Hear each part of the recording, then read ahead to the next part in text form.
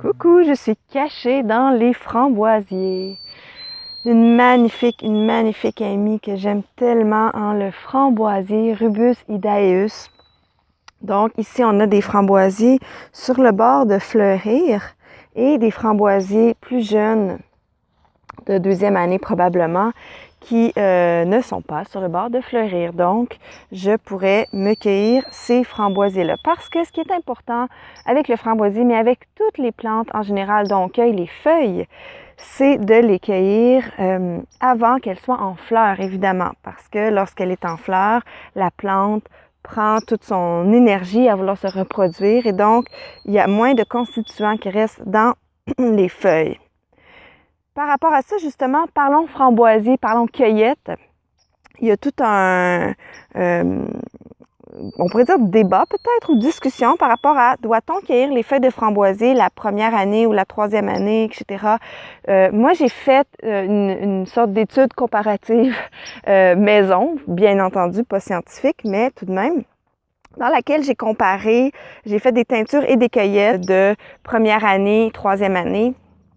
Et j'ai observé sur moi-même et auprès de mes proches s'il y avait plus d'impact de l'un ou de l'autre. Et vraiment, j'ai pas vu de différence. Donc, c'est pour ça que moi, je l'accueille vraiment, peu importe, pourvu qu'elle ne soit pas en fleurs et qu'elle soit belle.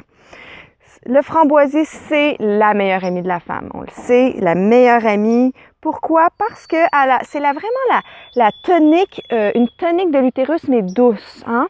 Donc, une tonique comme l'alchimie est tonique, est astringente, le framboisier est très astringent, mais vraiment dans dans une douceur que lui procure ses propriétés anti-inflammatoires et antispasmodiques.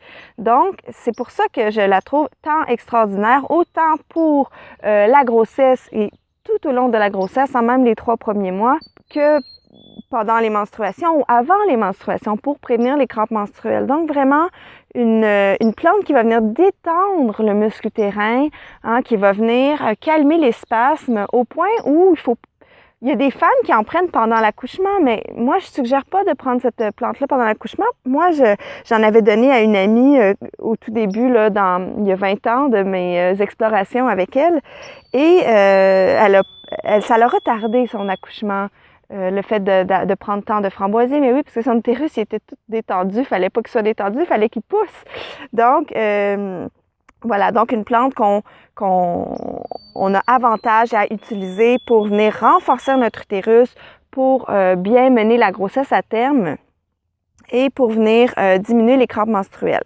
Il y a des herboristes que je respecte qui disent non, c'est pas dangereux de prendre le framboisier séché pendant les 3 premiers mois, mais le framboisier en teinture pourrait avoir un impact héménagogue. Alors, on peut se garder cette petite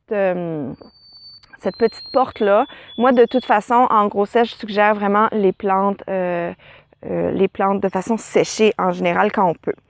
Ensuite, une chose que je vous ai déjà parlé sur le framboisier, c'est le fait qu'elle soit nutritive. C'est une plante extraordinairement nutritive, riche en plein de minéraux et même vitamines. Donc, une plante qui va venir par le fait même être alcalinisante et donc une plante à prendre quand on a besoin de verre.